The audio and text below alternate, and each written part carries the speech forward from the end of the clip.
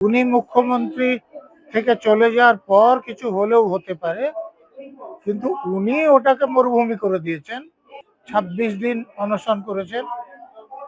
লোক ১ সপ্তাহ অনশন করলে মরার মতো হয়ে যায়, উনি ২৬ দিন অনশন করার পর সুস্থ ছিলেন। সিঙ্গুরের মাটি ওনার জয়ের কারণ, এবার ওনার পরাজয়ের কারণ হবে। ওনার মতো মিথ্যে কথা কেউ বলতে পারে না, ওনার মতো বেঠিক কথা কেউ বলতে পারে না, ওনার সবার ভাওতা কেউ দিতে পারে না। উনার মতো কে পেরেছে পিএইচডি না করে ডক্টরেট লিখতে? একেবারে দিল্লি যাওয়ার আগে সিঙ্গুরের মাটি ছুঁয়ে গেলেন মুখ্যমন্ত্রী মমতা বন্দ্যোপাধ্যায়। তিনি বলছেন যে সিঙ্গুরে কৃষিও হচ্ছে, শিল্পও হচ্ছে, ৭৭ একর জমিতে প্রাইভেট কোম্পানিও হবে। হবে। উনি মুখ্যমন্ত্রী থেকে চলে যাওয়ার পর কিছু হলেও হতে পারে, কিন্তু উনি ওটাকে মরুভূমি করে দিয়েছেন। ২৬ দিন অনশন করেছেন। লোক ১ সপ্তাহ অনশন করলে মরার মতো হয়ে যায়, উনি ২৬ দিন অনশন করার পর সুস্থ ছিলেন। তো সেই রকম হবে। তিনি বলছেন যে সিঙ্গুরের মাটি আমার জয় দেওয়ার কারণ, আমি সিঙ্গুরে কৃষকদের জমি ফিরিয়ে দিতে পেরেছি। সিঙ্গুরের মাটি ওনার জয়ের কারণ, এবার ওনার পরাজয়ের কারণ হবে। সিঙ্গুরের মাটি পরাজয়ের কারণ হবে কি করে?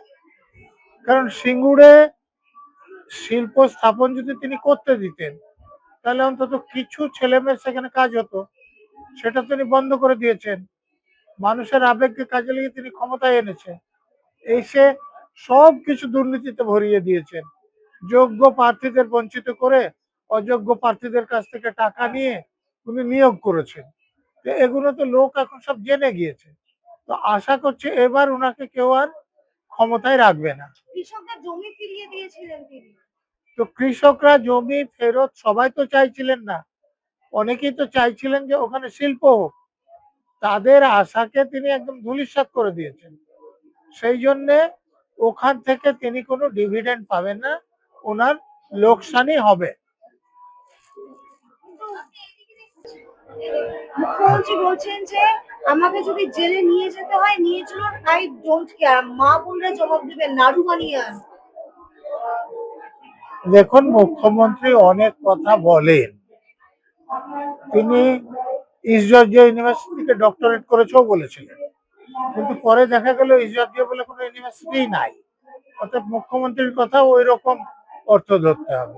ওনার যা খুশি হয় বলে দেন। মিথ্যে কথা বলতে ওনার কোনো রকম অনুতাপ নাই, বেঠিক কথা বলার জন্য ওনার কোনো রকম অনুতাপ নাই।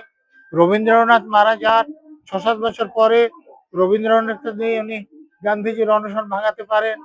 রামমোহন মারা যাওয়ার শতবর্ষ পরে উনি রামমোহনকে দিয়ে বিধানসভায় আইন পাস করাতে পারেন। ওনার পক্ষে সবকিছু সম্ভব। কিন্তু উনি ওনার কোনো কেয়ার হবে না, যাদের জেলে ভরা হয়, শি ডোন্ট কেয়ার। তো উনি জেলে এই যে ইডির যে অপরাধ করেছেন রেডে বাধা দিয়ে, তো ওখানে যদি জেলে ওনাকে পড়ে, তাহলে উনি কেয়ার করুন আর না করুন কিছু আসে যায় না। উনি জেলে গিয়ে জেল খাটবেন, লোকেরা বাইরে থাকবে। উনি কেয়ার করলেন কি না করলেন তাতে বাইরের লোকও কিছু কেয়ার করে না। প্রয়োজন হলে কোর্টে গিয়ে দাঁড়াবেন তিনি, আইনজীবী হয় না, সাধারণ মানুষ হয়ে সওয়াল করবেন পারমিশন পেলে।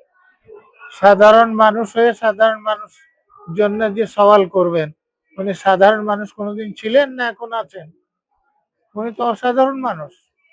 উনি সাধারণ মানুষ নয় না, উনার মতো মিথ্যে কথা কেউ বলতে পারে না, উনার মতো বেঠিক কথা কেউ বলতে পারে না, উনার সবার ভাওতা কেউ দিতে পারে না। উনার মতো কে পেরেছে পিএইচডি না করে ডক্টরেট লিখতে? আমি তো দেখিনি। তো উনি একদম অসাধারণ মানুষ।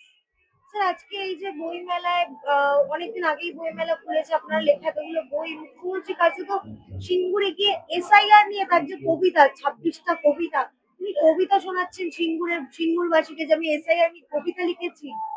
উনার আর কিছু শোনানোর নেই তো। মানুষ যখন দেউলিয়া হয়ে যায় তখন এরকম কথাই বলেন। কারণ সিঙ্গুরের লোকেরা ওনার কবিতা শোনার জন্য মিটিং এ এসেছিলেন না, এসেছিলেন যে তিনি কিছু আসার কথা বলবেন। তিনি বলেননি, তারা হতাশ হয়েছে। সত্যি কি লোকেরা নিজের ইচ্ছা এসেছিল? কারণ কি বিভিন্ন জায়গায় যে অভিযোগ সোশ্যাল মিডিয়াতে দেখতে পাচ্ছি যে স্কুল পড়ুয়া ছাত্রছাত্রীকে নিয়ে যাওয়া হয়েছে। শাসক দলের লোকেরা অর্থ ব্যয় করে প্রশাসনকে অপব্যবহার করে এরকম করে। এটা বন্ধ হয়। কিন্তু স্কুল পড়ুয়া ছাত্রছাত্রী তাদের অভিভাবককে পর্যন্ত জানানো হয়নি। স্কুল কর্তৃপক্ষ বলছে যে প্রশাসন দেরিতে জানিয়েছে, ওই টাইমে জানানোর সময় ছিল না। সে প্রশাসনের যে স্কুলের যারা প্রশাসক ছিলেন তারা না করতে পারতেন, কিন্তু তাদের উপর খাড়া নেমে আসবে বলে তারা না করেননি। কিন্তু এখন বেকারত্ব আমরা যেভাবে বাড়তে দেখছি, সেই হারে স্কুল পড়ুয়াদের পড়াশোনা না করিয়ে তাদের মিটিং এ নিয়ে যাওয়া হচ্ছে। সেটাই তো লাভজনক।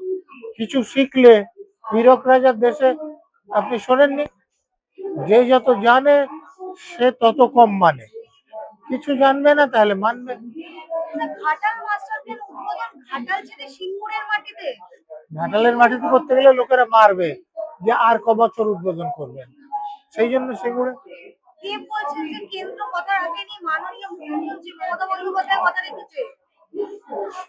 মমতা ব্যানার্জি কথা রেখেছেন প্রতিশ্রুতি দিয়ে, এবার প্রতিশ্রুতি পূরণ করে কথা রাখুন। প্রতিশ্রুতি পূরণ হবে না। মমতা ব্যানার্জি কোন প্রতিশ্রুতি পূরণ করেছে? মুসলমানদেরকে 10,000 মাদ্রাসা করে দিব প্রতিশ্রুতি দিয়েছিলেন কিনা? ক বছর ওনার মুখ্যমন্ত্রী থাকা হয়েছে? 1,000 কি মাদ্রাসা করেছেন কি? তো সেই রকম উনি প্রতিশ্রুতি দিয়ে দেন, যখন যেরকম সুবিধা হবে প্রতিশ্রুতি দেন, কিন্তু সেগুলো পূরণ করতে হবে তিনি কখনো মনে করেন বলে আমার মনে হয়নি। কিন্তু এই যে এসআইআর এর নামে মা বোনেদের হেনস্থা করা হচ্ছে, বিয়ের পর তো টাইটেল চেঞ্জ হবেই, প্রধানমন্ত্রী বউয়ের টাইটেলটা কি? উনার স্বামীর টাইটেলটা যদি প্রধানমন্ত্রী জিজ্ঞেস করতেন যে উনি ঘোষকে বিয়ে করার পরও কেন ব্যানার্জি আছেন, তাহলে উনি উত্তর দিতে পারতেন। তো সেটা উনি জিজ্ঞেস করেননি, আর কি করবেন। কিন্তু প্রধানমন্ত্রীকে তার বউয়ের টাইটেল, অমিত শাহকে তার বউয়ের টাইটেল জিজ্ঞেস করছে, এটা কি মুখ্যমন্ত্রী সুলভ আচরণ? দেখুন, প্রধানমন্ত্রী সুলভ আচরণ করেছে বলে তো ওনার স্বামীর টাইটেল কেউ জিজ্ঞেস করেনি, নাহলে তারা করতেন। তো উনার সেরকম কোনো রুচি বোধ নাই, রুচিহীনা মহিলা, তিনি করেছেন।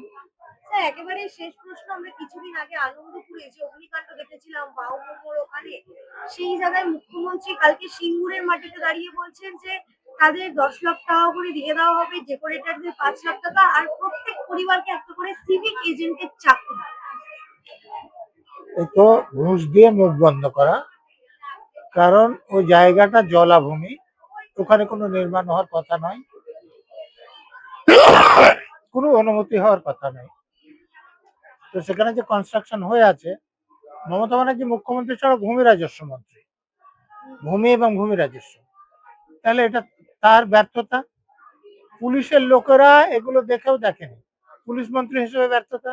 অর্থাৎ মুখ্যমন্ত্রী ব্যর্থ বলে এতগুলো লোকের প্রাণ গেল। তো সেখানে মুখ্যমন্ত্রী এখন ঘুষ দিয়ে মুখ বন্ধ করতে চাইছেন। আর কতদিন চলবে ঘুষের রাজনীতি? যতদিন লোক বুঝবে না, সচেতন হবে না, ততদিন চলবে।